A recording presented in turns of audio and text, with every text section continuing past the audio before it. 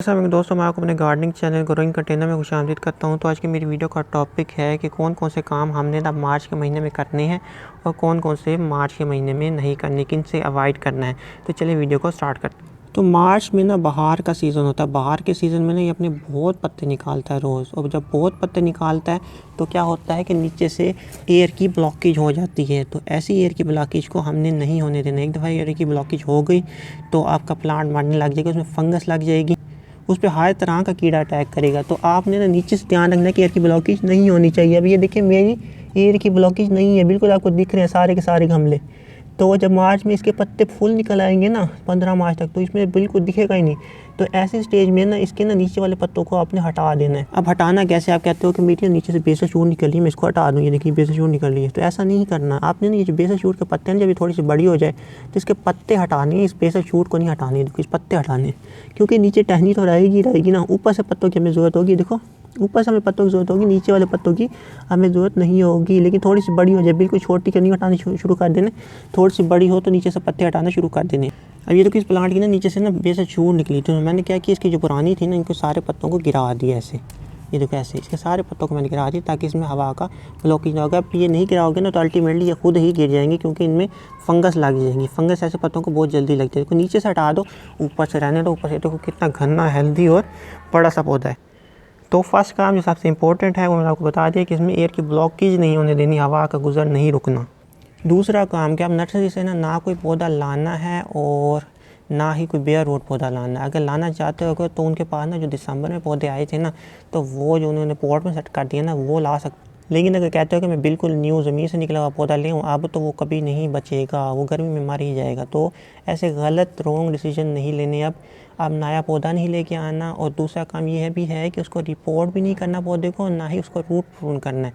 अब वो मौसम चला गया है कि रिपोर्टिंग, रूट प्रूनिंग और ब्रांच प्रूनिंग, यानी कि ऊपर से प्रूनिंग, ब्रांच की प्रूनिंग भी नहीं करनी है। इन तीनों में से अगर एक काम भी करोगे ना, तो पौधे के मरने के चांसेस मैं कहता हूँ कि 80% से भी अभाव हो जाएंगे। तो ना रूट प्रूनिंग करनी है, ना ब्रांच प्रूनिंग, और ना ही उसको रिपोर्ट करना है, ना ही नया पौधा लेके आना है। अब ना अपने रोज़ेस को ना खाद भी नहीं देनी, तो इस बात का ध्यान रखना है। अब आहिस्ता आहिस्ता खाद क्या ना इंटरवल कम करते जाओ। फॉर एग्जांपल, अगर आप ना खाद हर हफ्ते में दे रहे थे या 4 दिनों बाद दे रहे थे, तो आपने क्या करना है, आहिस्ता आहिस्ता उसको 7 दिनों पे लेके आना और 7 के बाद 15 दिनों पे लेके जाना है। अब फॉर एग्जांपल, पिछली दफ़ा आपने 4 दिनों के बाद खाद दिए, तो अगली दफ़ा आपने 7 दिनों के बाद खाद देनी, और 7 दिनों के बाद अगली दफ़ा आपने फिर 15 दिनों के बाद खाद देनी, क्योंकि आगे आ रहा है मार्च में आपने पहली मार्च को खाद देनी है और 15 मार्च को खाद देनी है, और 1 अप्रैल को कोई खाद वगैरह नहीं देनी। तो इस बात का ध्यान रखना कि खादों का अब सिलसिला काम कर दो। अब इसको खादों की ज़रूरत नहीं है, अब इसको अपने सर्वाइवल के लिए ना बचाव की ज़रूरत।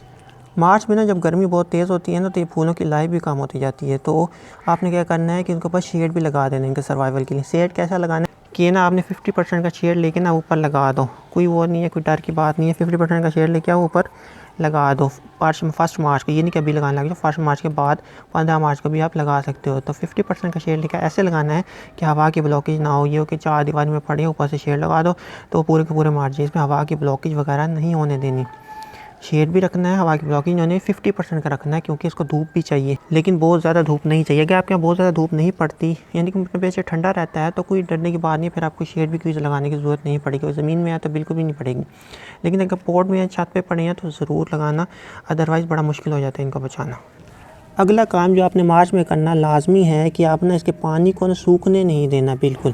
पहले तो आप सूखने देते थे ना, भाई चलो सर्दी थी, सूखा दिया पानी, लेकिन अब इसको नहीं सूखने देना। अब ये देखो इतना सूखा हुआ ना, मानिए यानी कि किनारों से देखो गीला, अंदर से खुश्क है, इतने पे इसको पानी दे देना। अगर बिल्कुल खुश्क हो गया, फॉर एग्जाम्पल ये देखिए पूरा खुश्क है, तो ऐसे नहीं होने देना। ऐसे होंगे ना, क्या होगा कि अभी तो आपको नहीं लगेगा भाई मैंने पानी दिया, एक दफ़ा भी इसके लूप ना ड्रिपी हो गए ना, लीव्स ड्रूपी हो गए, यानी कि नीचे की तरफ गिर गए, तो फिर आप इसको जितना मर्जी पानी दे दो, ये अपने पत्ते पीले करेगा ही करेगा। उसी दिन नहीं करता रोज़ पत्ते पीले, तकरीबन 3 से 4 दिनों के बाद करता है। यूजुअली तौर पर 3 दिनों के बाद आपको दिखने लग जाएंगे कि नीचे से पत्ते एकदम से पीले होने लग जाए। आपको लगेगा कि आपने इसको फर्टिलाइज़र नहीं दिया तो इस वजह से पत्ते पीले हो रहे हैं, लेकिन वो फर्टिलाइज़र का असर नहीं है पड़ा, वो एक्चुअली में आपने इसको पानी कम दिया। तो पानी कम दिया तो नीचे से पत्ते पीले करने लग जाए। तो पत्ते पीले ऐसे होते हैं, थोड़े वो हार्ड पत्ते होते हैं, एकदम ड्रूपी पत्ते नहीं होते। अगर आपके पत्ते ड्रूपी होकर पीले हो रहे हैं तो आपने बहुत ज़्यादा ओवर वाटर कर दिया, यानी कि बहुत ज़्यादा पानी दे दिया। लेकिन अगर ड्रूपी होकर पीले पीले नहीं हो रहे, नीचे वाले पीले हो रहे हैं, तो उसने आपने उसको अंडर वाटर किया है। इसी तरह ना अगर आप उसको ओवर फर्टिलाइज करेंगे तो पौधा क्या करेगा, बहुत डार्क ग्रीन का हो जाएगा, ड्रूपी हो जाएगा, और क्या करेगा अंदर इसके वो जलने के असरार दिखेंगे, पत्तों के अंदर बर्निंग आ जाएगी। तो ओवर फर्टिलाइजेशन के ये साइन होते हैं। ओवर वाटरिंग के मैंने क्या बताया कि पत्ते ड्रूपी हो जाते हैं, पीले होकर गिरने लग जाता है, पौधा ड्रूपी हो जाता है, ओवर वाटरिंग का साइन था। लेस वाटरिंग का क्या साइन था, पौधे के पत्ते स्टैंड रहते हैं लेकिन वो नीचे से पत्ते गिराने लग जाते हैं क्योंकि आपने 3 दिन पहले उसको कम पानी दिया था। और ओवर फर्टिलाइजेशन क्या साइन था, बहुत ज़्यादा डार्क ग्रीन पत्ते होकर बर्निंग आ जाएगी उनके ऊपर और वो ड्रूपी हो जाएगा।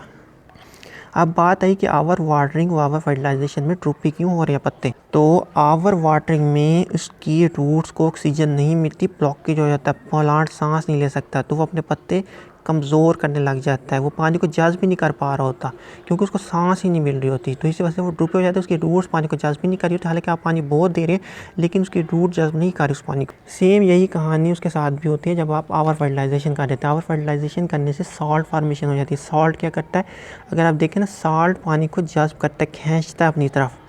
तो ये क्या करता है, जब मिट्टी में ओवर फर्टिलाइजर हो जाए तो मिट्टी में सॉल्ट फार्मेशन हो जाती है। सॉल्ट ना इसके सारे पानी को जज़्ब कर लेगा जो मिट्टी में मौजूद है, इसकी जड़ों को लेने ही नहीं देगा, इसकी जड़ों के पोर्स को ब्लॉक कर देगा। तो एक्चुअली में आप पानी दे रहे होगे पौधे को, लेकिन वो पौधा ले नहीं रहा होगा क्योंकि आपने मिट्टी में बहुत ज़्यादा सॉल्ट बना दिए। सॉल्ट इसके पानी को खींच रहे होंगे, पौधे को पानी नहीं दे रहे होंगे, और आपको लग रहा होगा आपका पानी पौधे को, यानी कि मिट्टी नम है फिर भी ड्रूपी हुआ पड़ा है, तो वो आपने अपना फर्टिलाइजेशन कर दिए। ओवर फर्टिलाइजेशन में भी ड्रूपी होगा लेकिन पत्ते बाहर होंगे, ओवर वाटरिंग में भी ड्रूपी होगा लेकिन पत्ते येलो होकर ड्रूपी हो जाएंगे, पूरा प्लांट ड्रूपी हो जाएगा। इन बातों में मैं इतना ज़ोर क्यों दे रहा हूँ क्योंकि यही चीज़ आगे होने वाली है। क्योंकि गर्मी में ना बार बार जब पानी देते हो ना तो ओवर वाटरिंग करते हो या फिर आप लेस वाटरिंग कर देते हो, तो इन कामों का पानी मैनेज करना आ गया ना गर्मी में, आपका रोज़ कभी नहीं मरेगा। बिलीव मी, आपको हवा मैनेज करनी आ गई गर्मी में, कभी नहीं मरेगा। आपको धूप पता चलेगा भी इसको कितनी चाहिए, बिल्कुल शेड में रख दिया ना तो फिर भी मर जाएगा क्योंकि इसकी जड़ों में फंगस लग जाएगी, पानी बहुत ज़्यादा देने लग जाते हैं हम। और हम ये भूल जाते हैं कि ना उसके नीचे जड़ों में फंगस लग रही है। ऊपर से तो पानी खुश्क हो गया, मिट्टी पर धूप पड़ी खुश्क हो गया, लेकिन अंदर से वो खुश्क नहीं होता। तो इसीलिए गर्मियों में बीमारियां ज़्यादा लगती हैं। पानी ज़्यादा देते हो, धूप कम मिलती है, नीचे रूट में फंगस लग जाती है। पानी कम देते हो, उसको पानी नहीं मिलता तो पत्ते पीले होने लग जाते हैं।